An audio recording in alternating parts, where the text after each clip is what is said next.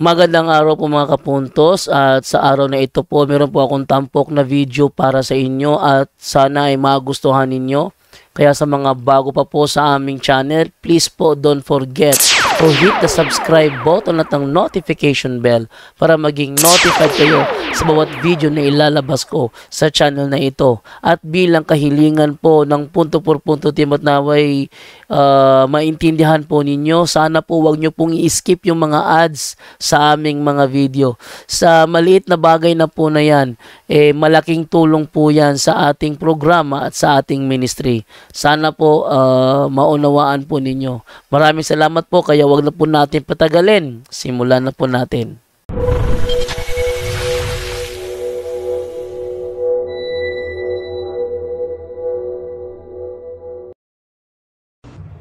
Hello mga kapatid, magandang hapon po. Quick live lang po tayo. At bukas kita-kita tayo sa Sugbo. Ihatid natin ang Timalo Obispo sa kanyang installation bukas sa Cathedral Sugbo, no? At on the way na si Bishop Abet din sa Cebu. So na-miss na natin ating mahal na obispo na buutan kayo o tinuod nga amahin, no? So ngayon mga kapatid, fiesta ngayon sa ating unang-una na santo, si San Lorenzo Ruiz, no? So ngayon mga kapatid, pag-usapan natin ito.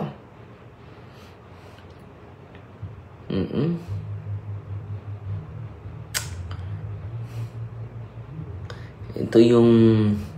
So greetings muna tayo, quick live lang po tayo mga kapatid. Si Ria Balkin nagtanaw sa tuwa, kumusta igsoon? O si Samantha Goodmalin. So kita-kita tayo Sugbo bukas, no? Ihatid natin yung Malobispo. So indawin na yung Malobispo natin, Bishop Abet, sa Archdiocese of Cebu. Pero under pa rin tayo niya. Pa-shout out po Father Darwin from Cabug, Clarin, Bohol. Si Vivian Victoria Gonzalez, taga dinha man ko, no? Silingan na ta sa Sitio Dakit, Bugtungbud, Bohol, no? So ngayon mga kapatid, ito yung storya sa buhay ni San Lorenzo Ruiz, Proto Martyr of the Philippines. Ano ba itong Proto Martyr? Siya yung unang naging martir na Pilipino mga kapatid. Patron of Filipino youth, overseas Filipino workers and altar servers. So pag-usapan natin yung buhay niya mga kapatid, no? Saint Lorenzo Ruiz was born around the year 1600 in Binondo, Manila during the early Spanish colonial period. So 1600, no, modernong santo po ito. At hindi lang ordinaryong santo, yung unang santo natin ay isang martir, no? He was the son of a Chinese father and a Filipino mother, both of whom were devout Catholics. He was raised in the Catholic faith, receiving his education under the Dominican Friars and the Confraternity of the Holy Rosary. So malapit na din fiesta sa Lila, Bohol mga kapatid. Malapit na din this coming October 7. At pinupausin natin yung mga magsagawa ng novena masses. Kuya Bini, kumusta na si ate darling mo?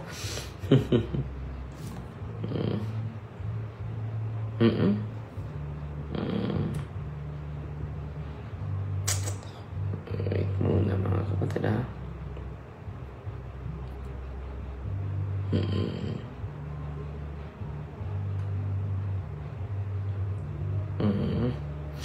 So patuloy tayo mga kapatid sa buhay ni San Lorenzo Ruiz. From an early age, Lorenzo served as an altar boy. Later, worked as a scribe and calligrapher for the Dominican priests, developing fluency in Spanish, Tagalog, and Chinese. So magaling pala siya So, isa siyang altar boy dati, no? Family and lay vocation. As he matured, Lorenzo Ruiz married a Filipino woman named Rosario. Rosario din pangalan ng asawa na. Together, they had 3 children, 2 sons and a daughter. 3 yung anak niya. He lived a peaceful and devout life as a layman, fulfilling his duties as a husband and father while remaining active in his parish. So, aktibo itong nag-serve sa parokya. His occupation as a calligrapher, a clerk, allowed his assist the church while supporting his family. Nasa nasa office lang siya ng parokya, mga kapatid.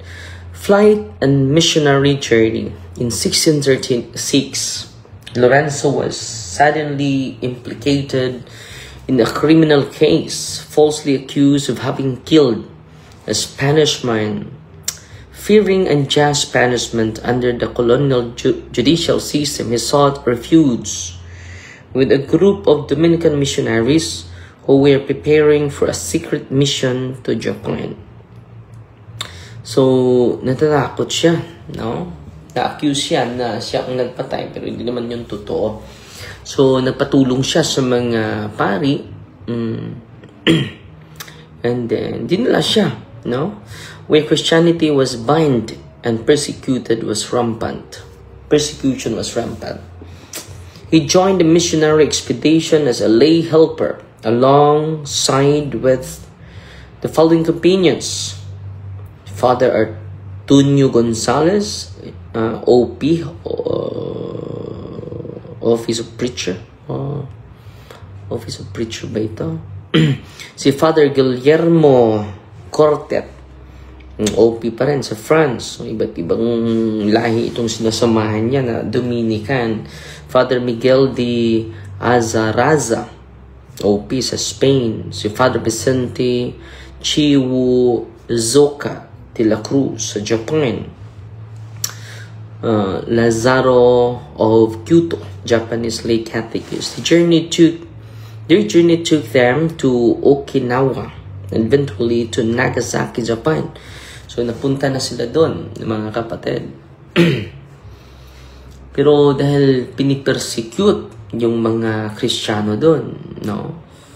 So arrest and persecution in Japan. Shortly after their arrival, the group was discovered by Japanese authorities and imprisoned due to their religious affiliation. They were subjected to a series of crueling tortures designed to force them to renounce their faith. This include water torture, forced ingestion of water followed by physical compression. So, papainumin sila ng maraming tubig. Grabe, no? Beatings and starvation. Grabe. Piercing with needles.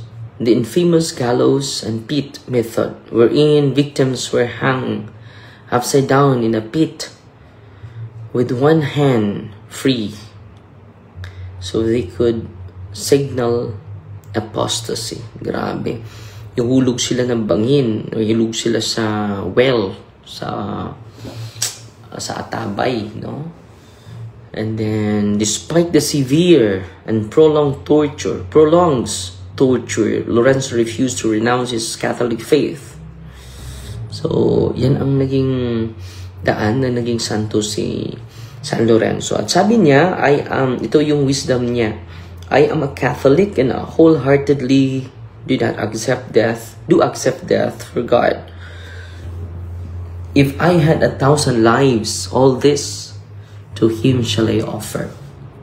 At meron pa akong libo-libo na mga nabuhay, lahat pong ito ay aalay ko sa Panginoon lamang, no? Ito pa din, no? If suffering is the price of fidelity, then let me suffer with joy. For even in pain, I am united with Christ. No, grabe itong mga santong ito, no?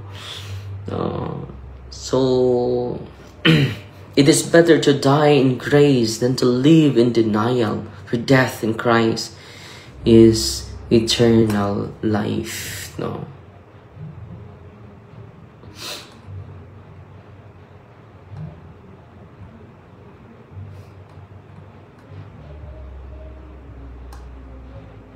Marami ito sila, no? Na naging martir, mga kapatid, sa ano. So, tingnan natin yung mga kasamahan niya na naging martir, mga kapatid.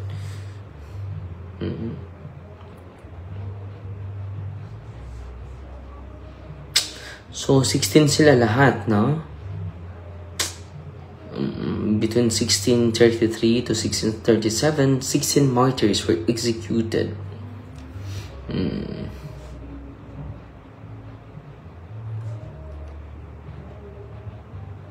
So, ang dami nila, no?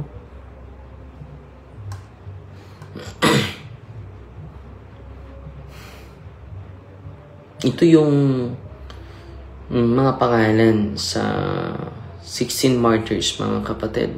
Puro sila naging santo, ha? At martir, no? San Lorenzo Ruiz, Antonio Gonzalez, Domingo Ibanez de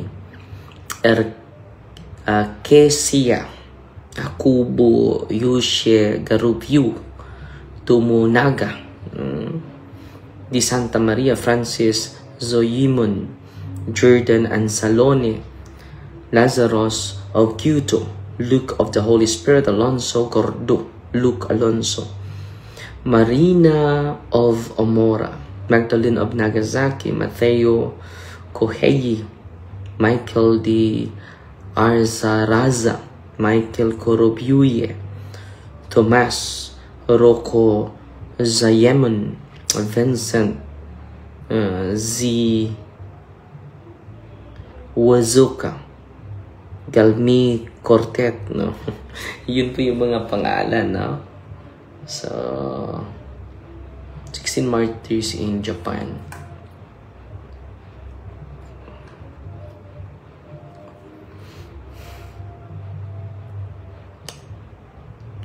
So, 11 sa kanila, yung mga pari. Ito yung mga pari, mga kapatid. Si Father Thomas, si Father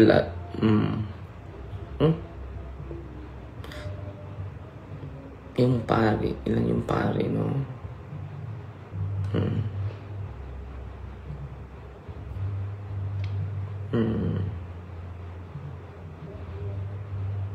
Lima. Mga laiko 5. Si...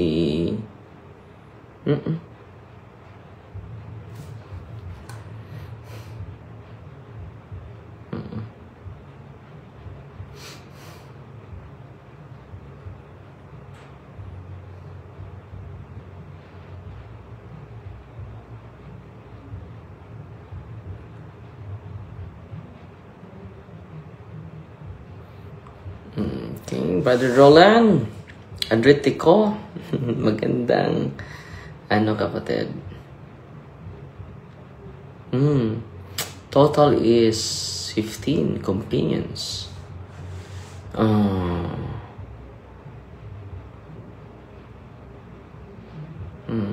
The 11 priest companion of San Lorenzo Ruiz, ito po, 11 companion. 9 lang. 9 lang, no? Dominican priest, si Father Luke Alonso. Mga pare. 9 lang sila kapare. Diocesan priest, si Thomas Yuko Zayemon. Vincent Z. Wuzoka. Dominican priest, Guillerme Gelome Cortet. Dominican priest, Father Michael D. Azaraza. Puro ito mga martir, mga kapatid, no? Grabe, no? So, pasalamat tayo sa kanilang pagsisikat, mga kapatid. Father, God is good. For the first time here in the Diocese of Catarman, they put an exorcism ministry. Praise the Lord! No? Salamat, magandang balita yan, Brother Roland, ha?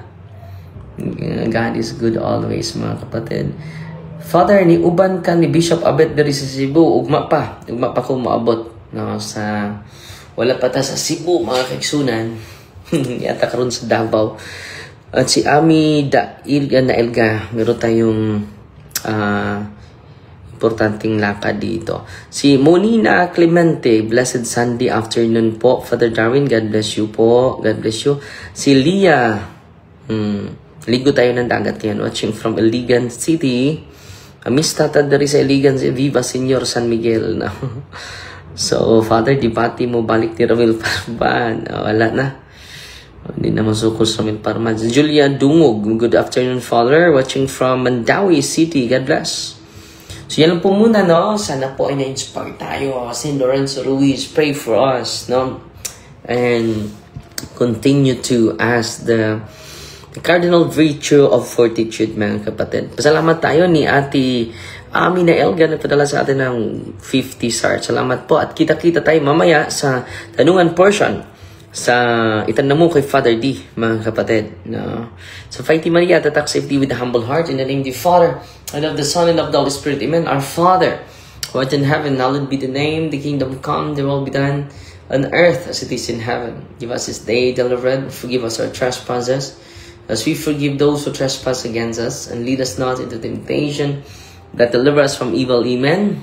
Hail Mary, full of grace, the Lord is with you. Blessed are you among women, and blessed is your fruit of the womb, Jesus. Holy Mary, Mother of God, pray for us sinners, now at the hour of our death. Amen. In the name of the Father, the Son, the Holy Spirit. Amen. Fighty Maria, tatak safety with a humble heart. God